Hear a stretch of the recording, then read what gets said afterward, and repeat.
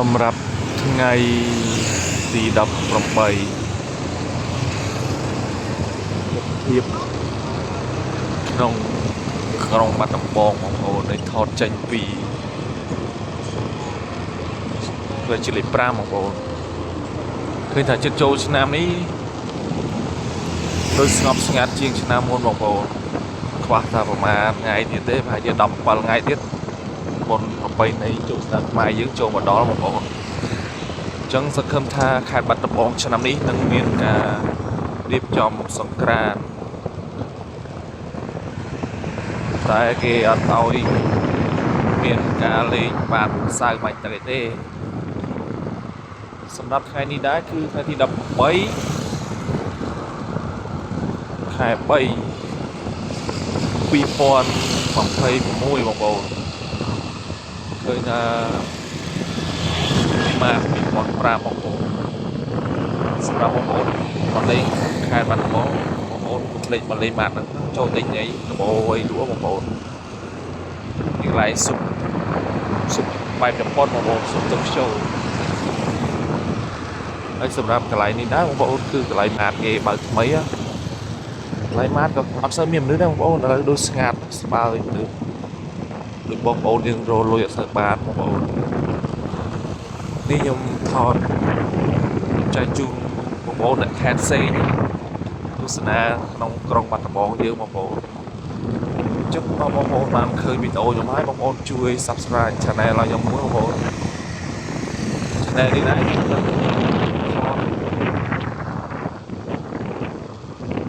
តក្រុងបាត់ដំបងហ្នឹងហើយបងប្អូនឡា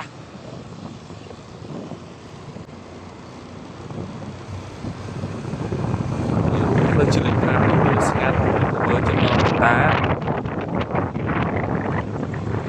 ទៅលោកតារបស់ខ្ញុំបងប្អូននេះវាថាំ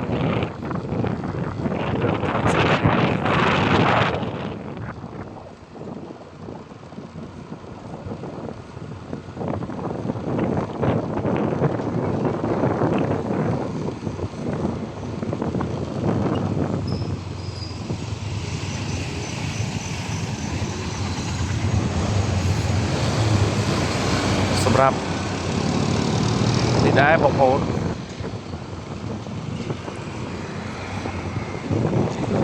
នេះដែរគឺខ្ញុំធ្វើដំណើរទៅទិញដូងក្លុកបងប្អូនណាដូងក្លុកដែលឆ្ងាញ់ណាបងប្អូនទៅចង់មកដូងក្លុកដែលឆ្ងាញ់ទៅខាងបាត់បងប្អូនទស្សនាវីដេអូនេះបងប្អូននេះខ្ញុំជិះពីផ្លូវជាតិលេខ5ទៅបងប្អូនអញ្ចឹងសម្រាប់បងប្អូនក្នុងខេត្តបាត់ដំបងបងប្អូនដែលចង់ហូបដូងក្លុកដែលឆ្ងាញ់ណាចាំខ្ញុំនាំបងទៅនេះខ្ញុំជិះហើយពុនណាបងប្អូនពុនតាបងប្អូនដែលបាត់ដំបងស្គាល់ពុនតា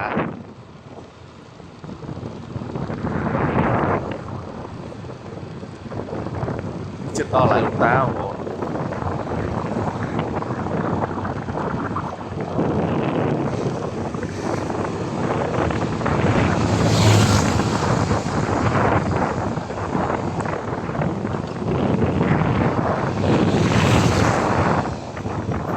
ដល់លោកតាបងប្អូនដែលជិះតាមផ្លូវជាតិលេខ5ខាងពុនណាបងប្អូនឯង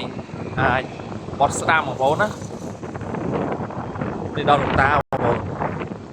នេះក្រាសាំងការទិញបងប្អូនសម្រាប់អ្នកបាត់ដំបងអត់ស្គាល់ផ្លូវបងប្អូននេះបត់ទៅស្ដាំផ្លូវទៅទិញដូងក្លុកដែលឆ្ងាញ់បងប្អូនដូងក្លុកបើក្លុកទឹកក្លុកកន្លែងគាត់ខ្ញុំធានាថាឆ្ងាញ់បងប្អូនខ្ញុំរេតឲ្យ10លើ10សម្រាប់ខេត្តបាត់ដំបងខ្ញុំហូបកន្លែងផ្សេងគឺច្រើនកន្លែងរសជាតិគឺអត់បានកន្លែងគាត់ទេបងប្អូនសម្រាប់បើក្លុកកន្លែងគាត់ដែរមួយកែវ5000បងប្អូនហើយសម្រាប់ដូងក្លុក7000សម្រាប់ដូងក្លុកគាត់ដែរគឺគាត់ប្រើដូងខ្ទិះបងប្អូននេះចូលដល់ចិត្តចូលដល់ក្រុងបងប្អូនគាត់មានមនុស្សតែឥឡូវដល់សូវមានមនុស្សទេបងប្អូនបាត់ដំបងដូចស្ងាត់ដល់ឥឡូវអត់សូវអ៊ូអបងប្អូនពីមុនអីផ្លូវនេះអីមនុស្សណែនបងប្អូនឥឡូវស្បើយមនុស្សមួយនេះសម្រាប់ admin បងប្អូន នេះរសារ channel YouTube ខ្ញុំទុកចោលយូរបងប្អូនចឹងខ្លាចគេលុបចោលខ្ញុំចេះតែផុសអញ្ចឹងបងប្អូនជួយ Subscribe channel ខ្ញុំម្នាក់មួយហ្នឹងហើយចុចរូបកណ្ដឹងបងប្អូនគឺខ្ញុំរាល់តែខ្ញុំផុសវីដេអូចូល YouTube គឺបងប្អូនឃើញមុនគេបងប្អូនណាឥឡូវនេះដែរគឺចិត្តដល់កន្លែងបើក្លុកបងប្អូន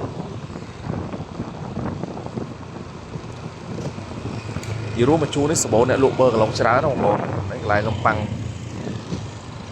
អញ្ចឹងបងប្អូនជិះតាមហ្នឹងទៅហើយបងប្អូនបត់ឆ្វេងបងប្អូនណានេះសម្រាប់នេះខ្ញុំបត់ឆ្វេងបងប្អូនណានេះដល់ហើយណាហើយបងប្អូនដែលចង់ហូបអាហារឆ្ងាញ់កន្លែងនេះហូបកំងនេះបើក្លុកឡៃបងប្អូននិ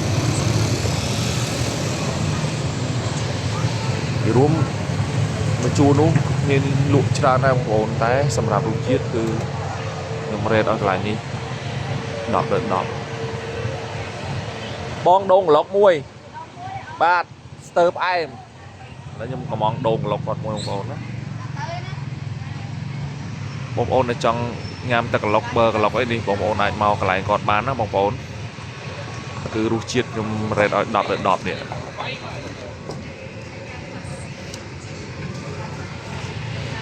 អេ